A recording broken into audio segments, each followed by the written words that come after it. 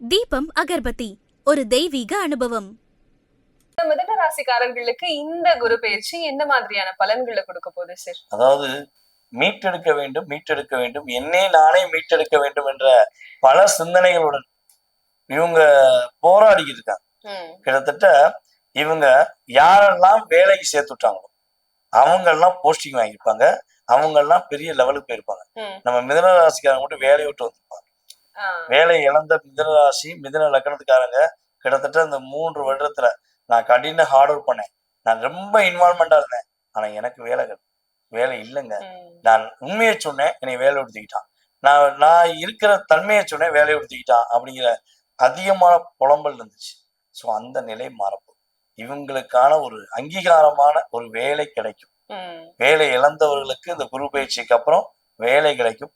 வேலையில வேற வழி இல்லாம என்னுடைய குழந்தைகளுக்காக, என்னை நம்பி வந்த என் மனைவிக்காக, என்னை நம்பி இருக்கிற என்னுடைய குடும்பத்துக்காக வேலை பார்க்குறேன்னு சொல்லி பெண்கள் சொன்னாலும் சரி, ஆண்கள் சொன்னாலும் சரி, நான் இக்கட்டான சுச்சுவேஷன்ல இருக்கேன், இந்த கம்பெனியை விட்டு போகக்கூடாது அப்படின்னு நினைக்க வேண்டிய நிலைமையில இருக்கேன், ஆனா போகணும்னு மனசு சொல்லு.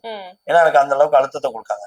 அப்படிங்கிற நம்மளுடைய மிதுன ராசி நபர்களுக்கு உறுதியாக இவ்வளவு நாள் பட்ட கஷ்டத்துக்கு ஒரு ரிசல்ட் கிடைக்கும். வேலையில இவங்க யாரெல்லாம் டார்ச்சர் பண்ணாங்க, யாரெல்லாம் குறிக்கோள் வச்சு இவங்களை கும்மாங்குத்து குத்துறாங்களோ அவங்கெல்லாம் காணாம போறாங்க. இவங்க நல்ல நிலைமைக்கு வரக்கூடிய ஒரு பாக்கியம் உறுதியாக உண்டு. ஸோ இதுல இன்னொரு விஷயமும் நம்ம சேர்த்துக்கலாம். நம்ம மிதுன ராசிக்காரங்க கடன் கிட்டத்தட்ட ஒரு 3 வருஷத்துல நீ எவ்வளவு கடன் வாங்கினீங்கன்னு மட்டும் கேளு.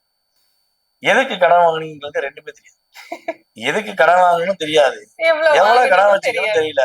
ஆனா எனக்கு நான் தர வேண்டிய ரூபாய் நிறைய நான் மாட்டிக்கிட்டேன்.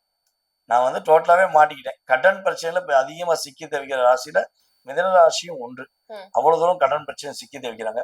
கடன் பிரச்சனை வந்து படிப்படியாக கிட்டத்தட்ட இந்த ஜூன் மாசம் ஆரம்பத்துல இருந்து படிப்படியாக குறைக்கப்பட்டு இனியும் ஒரு குறைஞ்சது 1.5 வருடத்துக்குள்ள கடன் இல்லாத வாழ்க்கையை கடனால் கஷ்டப்பட்ட நிலைமையிலிருந்து மீண்டு வருவதற்கான முதல் படிக்கட்டே இந்த குரு பயிற்சின்னு சொல்லுவோம். கண்டிப்பா கண்டிப்பா சார். கடன் இல்லாத வாழ்க்கை இது கொஞ்சம் படிப்படியா இருக்கும். ஒரேடி எல்லாம் குறைஞ்சிடும் சொல்ல முடியாது, படிப்படியா இவங்க வாங்கி வச்சுக்க தொகையோட அமௌண்ட்.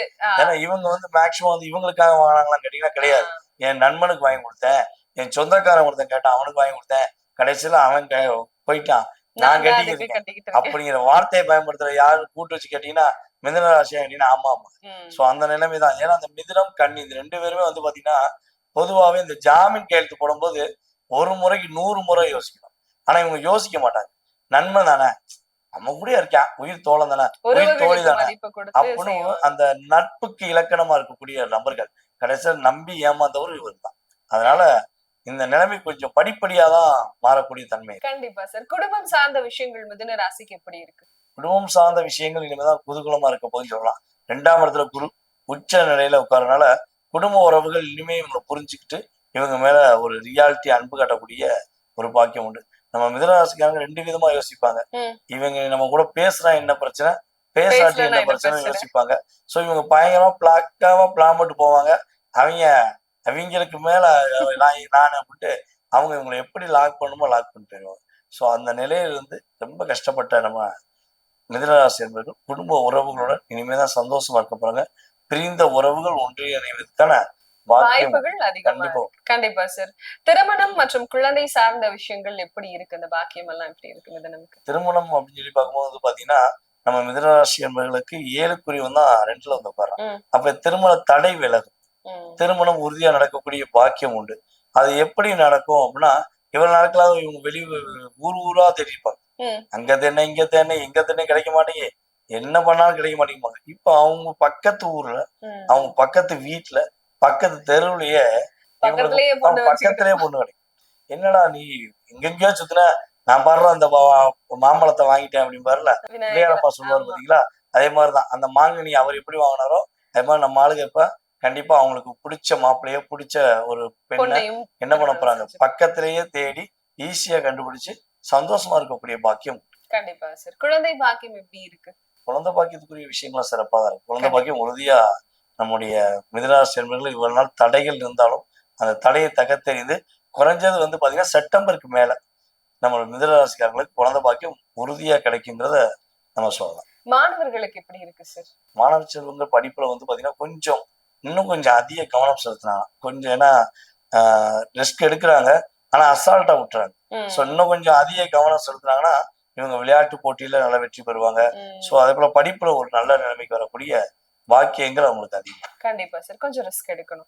மிதுன ராசிக்காரர்களுக்கு இவ்வளவு நல்ல விஷயங்கள் நடக்கும். அதுவும் உடனெல்லாம் நடக்காது. படிப்படியா நடக்கும். கொஞ்சம் பொறுமையா நிம்மதியா இருங்கன்னு சொல்லியிருக்கோம். இருந்தாலும் இன்னும் கொஞ்சம் சிறப்பா இருக்கணும் அப்படின்னு சொன்னா என்ன மாதிரியான கடவுள் வழிபாடு, எந்த கடவுளை வணங்கலாம் சார்? நம்ம மிதுன ராசி என்பவர்களுக்கு பாத்தீங்கன்னா எப்பொழுதுமே ஆஞ்சநேய வழிபாடு தான்.